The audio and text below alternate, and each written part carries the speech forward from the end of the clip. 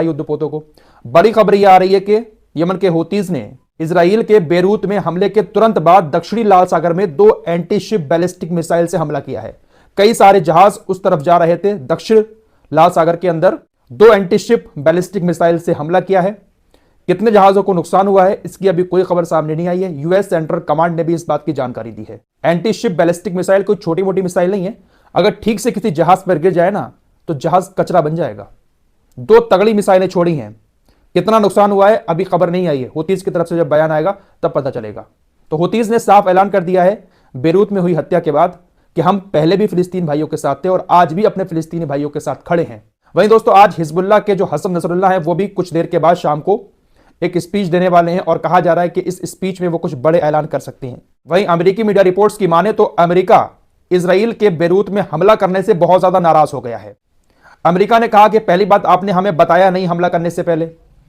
दूसरी बात आपने लेबनान के अंदर घुसकर उसकी राजधानी में इस तरह से ड्रोन अटैक किया है, यह पूरी तरह से गलत है।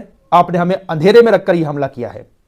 इस हमले की अमेरिका ने निंदा की है। मीडिया रिपोर्ट्स के मुताबिक जो बाइडेन ने नेतन्याहू से कहा है कि आपके देश के अंदर आपके अपने लोग विरोध प्रदर्शन कर रहे हैं कि हमारे जो बंधक हैं हमास के कब्जे में उनको छुड़ाओ, लेकिन आपने यह हमला करके सारे दरवाजों को बंद कर दिया है।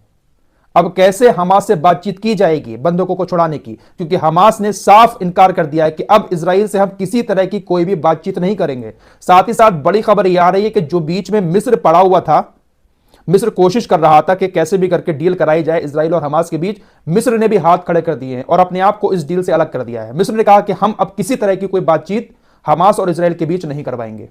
साथ ही साथ जो इजराइल के अधिकारी कतर के अंदर मौजूद थे बातचीत करने के लिए, वो अधिकारी भी वापस आ चुके हैं।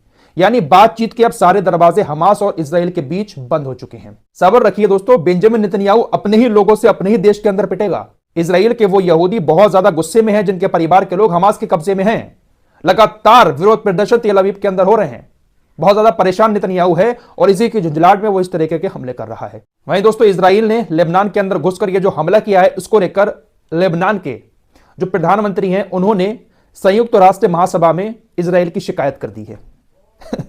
हंसी आती है जब कोई ऐसी बातें सामने आती हैं। संयुक्त राष्ट्र महासभा में शिकायत कर दी है कि इजराइल ने हमारे देश के अंदर घुसकर इस तरह से जो काम किया ये काफी गलत है और इसके लिए इजराइल को सजा मिलनी चाहिए। क्या औकात है संयुक्त राष्ट्र महासभा की भी कि इजराइल के खिलाफ कोई एक्शन ले सके?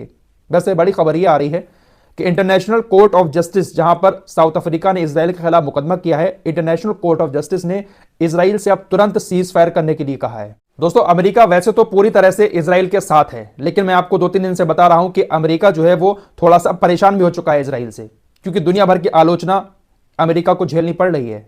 अमेरिका के ऊपर आरोप लग रहे हैं कि अमेरिका ही गाजा के बच्चों के कत्ल का जिम्मेदार है, क्योंकि अमेरिका लगातार इजराइल को सपोर्ट कर रहा है हथियारों के जरिए। तो अमेरिका थोड़े से अपने सुर बदल रहा है, भले ये दिखावा हो लेकिन अमेरिका के सुर बदल रहे हैं। रात भी इस हमले को गलत बताया। साथ ही साथ जो बाइडेन ने इजराइल के 2 नेताओं के बयान की भी निंदा करते हुए काफी आलोचना की है। इजराइल के 2 मंत्री स्मोट्रिच और वेन गिवर, इन दोनों ने अभी परसों बयान दिया था कि जितने भी फिलिस्तीनी हैं इस वक्त गाजा के अंदर उनको यहां से निकाल दिया जाए, साथ ही साथ यहां पर यहूदियों की बस्ती बसाई जाए। गाजा के अंदर यहूदियों को बसाया जाए, फिलिस्तीनियों को यहां से निकाल दिया जाए। इन बयानों की जो बाइडेन ने कड़े शब्दों में निंदा करते हुए आलोचना की है।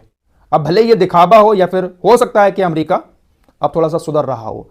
वहीं दोस्तों खबर यह आ रही है कि इजराइल का प्रधानमंत्री और इसकी कैबिनेट जो है वो इस जुगाड़ में लगी हुई है कि फिलिस्तीनियों को दक्षिण अफ्रीका भेज दिया जाए, गाजा से निकालकर उनको दक्षिण अफ्रीका भेज दिया जाए और गाजा को खाली कर दिया जाए।